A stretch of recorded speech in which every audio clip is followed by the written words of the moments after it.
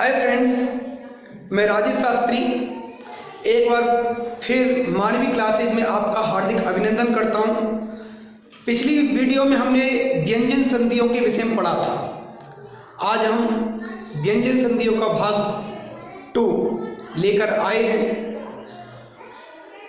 आज हम ष्टुत्व संधि और ष्टुत्व संधि के विषय में पढ़ेंगे। क्या क्या सूत्र होते हैं, किस प्रकार हमें करना चाहिए, वह आज बताया जाएगा। तो सबसे पहले व्यंजन संधि की तीसरी संधि बता रहा हूं आप लोगों को ष्टुत्व संधि के विषय में। पिछली वीडियो में मैंने 2 संधियों के विषय में बताया था, 2 संधि आज बताऊंगा। ष्टुत्व संधि क्या है? ष्टुत्व संधि का सूत्र होता है स्तोश्चनाश्चु। ये सूत्र है।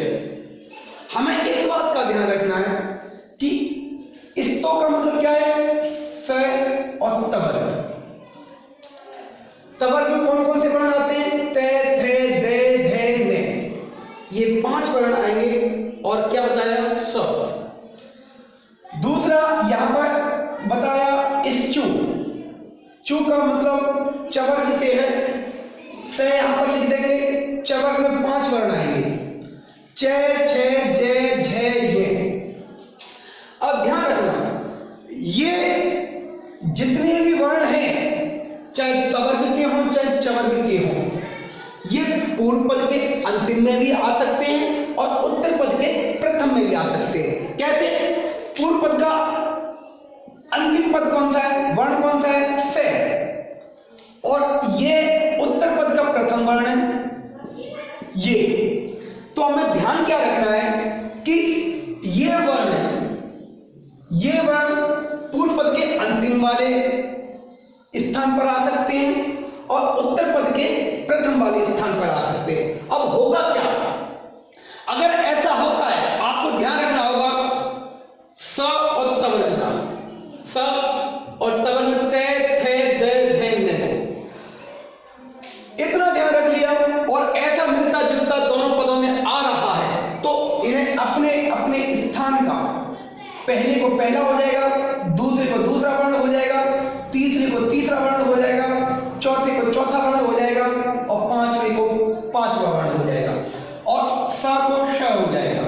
इस बात का ध्यान रखना। कुछ एग्जाम्पलों के माध्यम से समझेंगे। जैसे यहां पर कश्चित है। अब यहां पर ये पूर्व पद में पूछ लिया, पूर्व पद के अंतिम में से आ गया। अब इसको क्या होगा? इसको समझने के लिए आपने ना विसर्ग संधि में बताऊंगा कि कहते हैं अगर क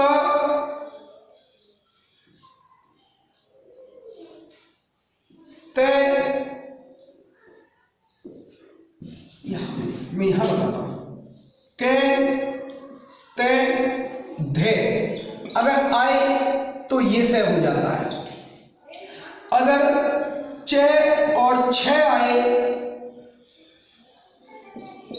तो ये से होगा। अगर टे और ठे आए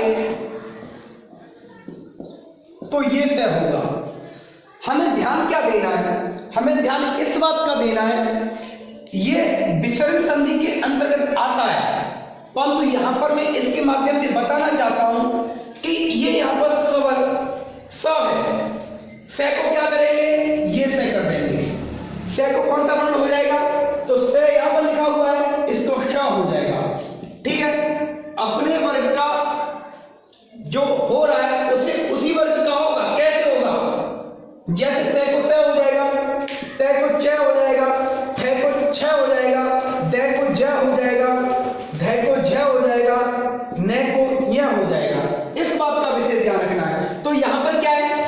श है और आप व्यंजन संधि के अनुसार कर सकते हो। तो यहां पर क्या आ रहा है? च आ रहा है। तो च को कौन सा से होगा? ये से होता है। तो यहां पर क्या हो जाएगा? क्या हमारा पूरा है।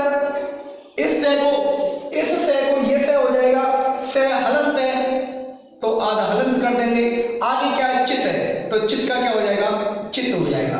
कश्चित बनता है इस प्रकार। जैसे उद प्लस ज्वल है। अब उद प्लस ज्वल है तो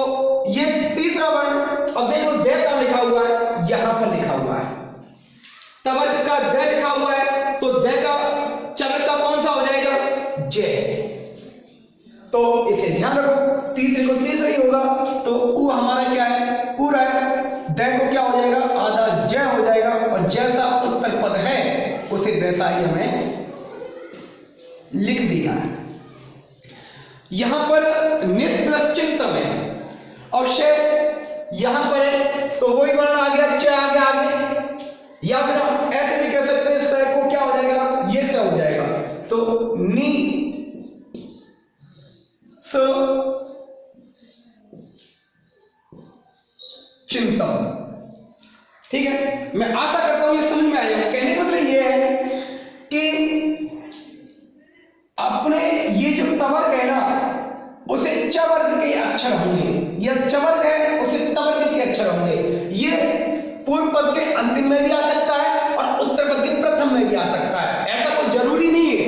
मैं आगे ये जब इष्टत्व संधि पढ़ाऊंगा, जब मैं उसके माध्यम से समझाऊंगा कि ये संधि आपको समझ में आ गई होगी, ये मेरा मत है, विश्वास करता हूं। इष्टत्व संधि क्या है? इष्टत्व संधि का मतलब होता है बेटा, सूत्र है हमारा इष्टनाष्टु। क्या होगा, स और तवर्ग है। यहां पर आप कहोगे कि यहां पर स और तवर्ग का वर्णन ही नहीं है, लिखा ही नहीं है, तो इष्टत्व संधि इसी कारण मैंने पहले लिखाई है। तो इष्टत्व को इष्टत्व कैसे हो, तो यहां पर स और तवर्ग है और आगे क्या, स और तवर्ग। तो ये वर्ण तो वैसे ही है जैसे मैंने यहां पर बताए थे, चाहे ये वर्ण पूर्व पद के अंतिम में आए, चाहे ये वर्ण उत्तर पद के प्रथम में आए, दोनों कहीं भी आ सकते हैं। कहने का मतलब ये है, चाहे यहां पर आ जाए दोनों में से कोई वर्ण, चाहे यहां पर आ जाए दोनों में से कोई वर्ण। तो कहने का भाव ये है कि जैसे मैं एग्जाम्पल के माध्यम से बताता हूं, रामस प्लस षष्ठ है, रामस यहां पर श है, तो स हमारा कहां पर, मैंने यहां पर बताया आपको। अगर स आ रहा है और यहां पर कौन सा आ गया, यहां पर आ गया ये इष्टत्व वाला, तो इष्टत्व को कौन सा स होगा, तो ये वाला स होगा। तो इस स को क्या हो जाएगा, ये स को स, तो राम स, क्योंकि इस स को ये स हो जाएगा, और आगे जो पद लिखा हुआ है उसे वैसा का वैसा ही लिख देंगे। अधिस प्लस थाता, अब ये जब मैंने जानबूझकर लिखा हुआ है, अब मैं इसी बात का वर्णन कर रहा था कि ये यहां पर भी आ सकता है, ये यहां पर भी आ सकता है। ठीक है, तो यहां पर देखो अधिस है तो अधिश सवर्ण है, तो से कौन सा है, ये गया, से वर्ण यहां पर आ गया। अब से को यहां पर से क्यों नहीं कर रहे, क्यों इसलिए नहीं कर रहे क्योंकि ये वर्ण है ना यहां पर, तो ये वर्ण आ गया पूर्व पद के अंतिम में। अब होगा क्या, अब होगा ये कि इस स्थान पर चेंजिंग होगी, तो थे कहां पर है, थे ये गया, थे को क्या हो जाता है, ठे हो जाता है। तो धी स ठा ता, अधिष्ठाता। मैंने पहले बता चुका हूं, ये विसर्ग संधि के अंतर्गत ये संधि आती है। मैंने आपको ये भी बताया था कि जब ये ठ होगा तो स कौन सा आएगा, ये वाला, विसर्ग संधि के अंतर्गत आती है। ठीक है, तो यहां पर क्या है, स्वाभाविक है ये स आ रहा है, तो यहां पर क्यों आ रहा है, क्यों इसलिए आ रहा है क्योंकि यहां पर ठा का आगम हुआ है। जहां पर ठा का आगम होगा तो वहां पर कौन सा से आएगा, ये सब। ठीक है, आगे देखो तत् प्रश्न का, तो ते हमारा वर्ण का ये गया, ते को कौन सा वर्ण हो जाएगा, ते को टवर्ग हो जाएगा। तो यहां पर क्या है, ते को ते कर देंगे, आगे क्या है, टीका। उसी प्रकार चौथा एग्जांपल में बताता हूं आपको, जैसे दृष्ट प्लस ता है, हमने क्या किया, यहां पर श आ गया, तो दृश्य का क्या कर देंगे, दृश्य डिश, टैग को क्या कर देंगे, टैग। इस बात का ध्यान रखना है आप लोगों को कि ये जो वर्ण है ये पूर्व पद के अंतिम में भी आ सकते हैं और उत्तर पद के प्रथम में भी आ सकते हैं। अगर ऐसा होता है तो ध्यानपूर्वक देखकर कौन सा वर्ण आ रहा है, अगर ये वर्ण आ रहा है ष्टुप संधि में तो यहां पर इसके स्थान पर चेंजिंग नहीं होगी, इस स्थान पर चेंजिंग होगी। मैं आशा करता हूं कि आपके समझ में आया होगा। जय हिंद, जय भारत।